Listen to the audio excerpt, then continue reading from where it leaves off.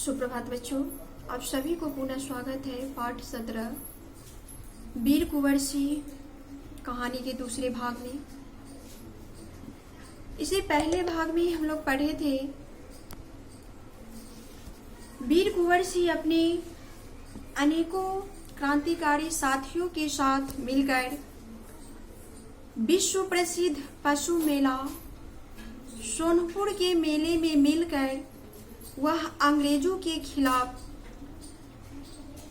क्रांति की योजना बनाते हैं। आइए उसे आगे पढ़ते हैं।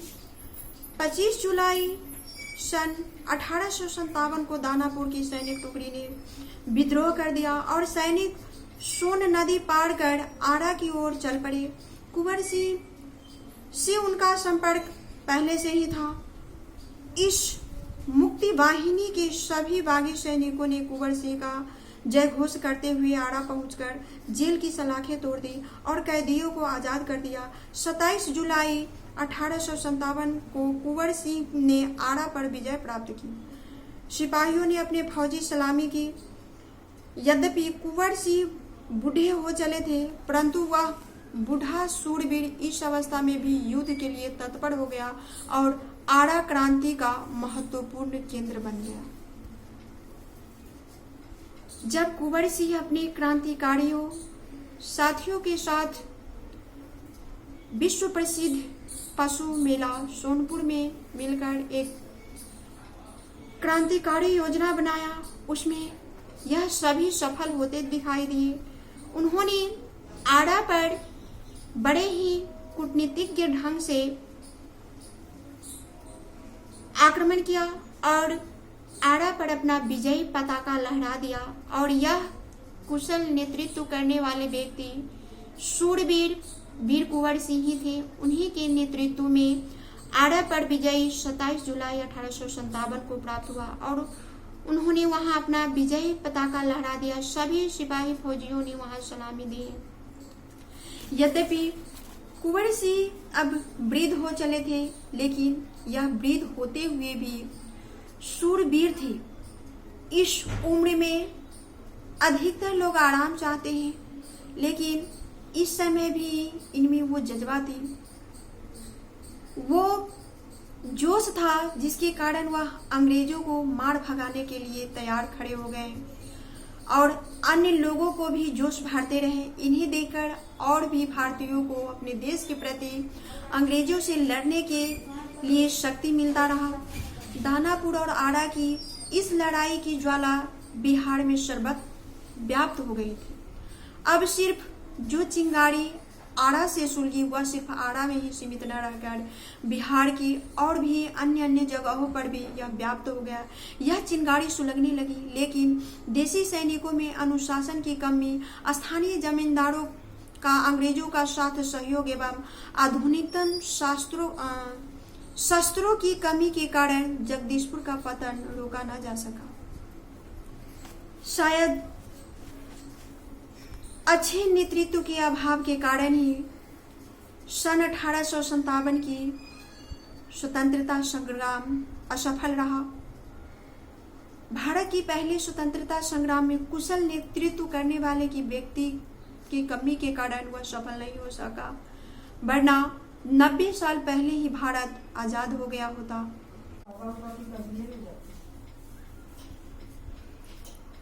सन 1857 की स्वतंत्रता संग्राम में सही नेतृत्वता के अभाव के कारण भी यह महासंग्राम सफल नहीं हो सका। उस समय वहां के स्थानीय जमींदार भी अंग्रेजों को सहायता कर रहा था और आधुनिक हथियारों की कमी के कारण भी यह संग्राम सफल नहीं हो सका।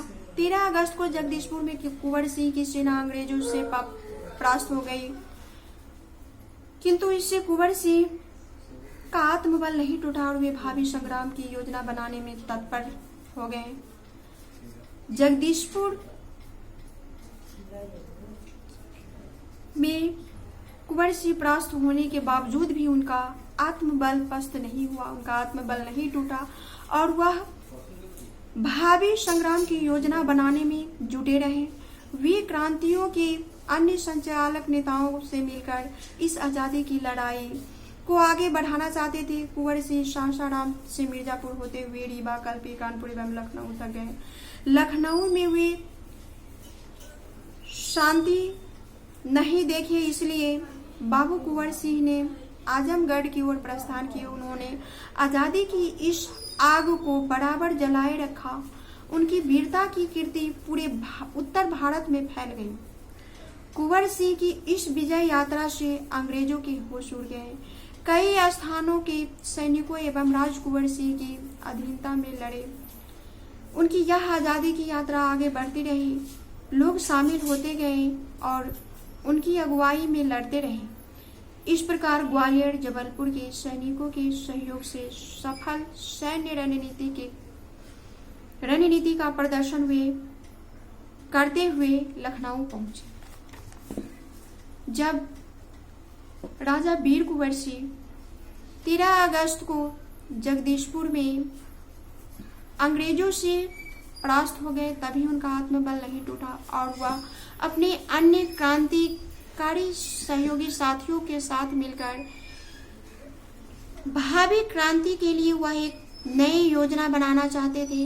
इसके लिए कुंवर सिंह सासाराम एवं मिर्जापुर होते हुए वे रीवा, कल्पी, कानपुर एवं लखनऊ तक पहुंच गए। लखनऊ की स्थिति भी उस समय अच्छी नहीं होने के कारण वह वहां से आजमगढ़ की तरफ प्रस्थान कर गए और आगे जाकर अपने क्रांतिकारी साथियों के साथ मिलकर एक कुशल योजना बनाए और उनकी इस योजना और वीरता की कीर्ति पूरी उत्तर भारत में फैल गई। कुंवर सिंह इस विजय यात्रा से अंग्रेजों की होश उड़ गए। कई स्थानों पर उनके सैनिकों एवं राजा कुंवर सिंह की अधीनता में लड़े गए युद्ध भी सफल रहा और इस आजादी की लड़ाई को वीर कुंवर सिंह अपने नेतृत्व में आगे बढ़ाते रहे और वह खुद भी उस लड़ाई में शामिल हुए तथा उनकी अगुवाई बनकर लड़ते रहे। इस प्रकार वह ग्वालियर, जबलपुर के सैनिकों के साथ लड़कर कुशल सैन्य रणनीति को प्रदर्शन करते हुए वो अब लखनऊ तक पहुंच गए। आजमगढ़ की ओर जाने का उनका उद्देश्य था इलाहाबाद एवं बनारस पर आक्रमण कर शत्रुओं को पराजित करना और अंततः जगदीशपुर पर अधिकार करना। अब अपने पूरे दल बल के साथ, सैन्य शक्तियों के साथ जगदीशपुर पर आक्रमण करना उनका अगला लक्ष्य था। अंग्रेजों और कुंवर सिंह की सेना के बीच घमासान युद्ध हुआ। उन्होंने 22 मार्च 1858 को आजमगढ़ पर कब्जा कर लिया। अंग्रेज ने दोबारा आजमगढ़ पर आक्रमण किया। कुंवर सिंह ने एक बार फिर आजमगढ़ में अपने सेना के साथ अंग्रेजों को हराया। इस प्रकार अंग्रेज का सेना परास्त कर कुंवर सिंह 23 अप्रैल 1858 को स्वाधीनता की विजय पताका लहराते हुए जगदीशपुर आ पहुंचे। किंतु इस बूढ़े शेर को बहुत दिनों तक इस विजय का आनंद लेने का सौभाग्य न मिला। इसी दिन विजय उत्सव मनाते हुए लोगों ने यूनियन जैक, अंग्रेजों का झंडा उतार कर अपना झंडा लहराया।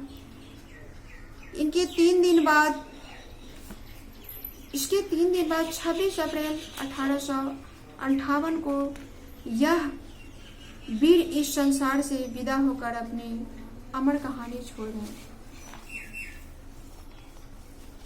जब एक बार जगदीशपुर से कुंवर सिंह अपना हाथ धो बैठा था, दोबारा उन्होंने कुशल नेतृत्व करके फिर से अंग्रेजों से उन्होंने जगदीशपुर को जीत लिया और अपना विजय पताका जगदीशपुर पर लहरा दिया। लेकिन इस विजय का आनंद लेने के लिए वह अधिक दिनों तक जीवित नहीं रह सके।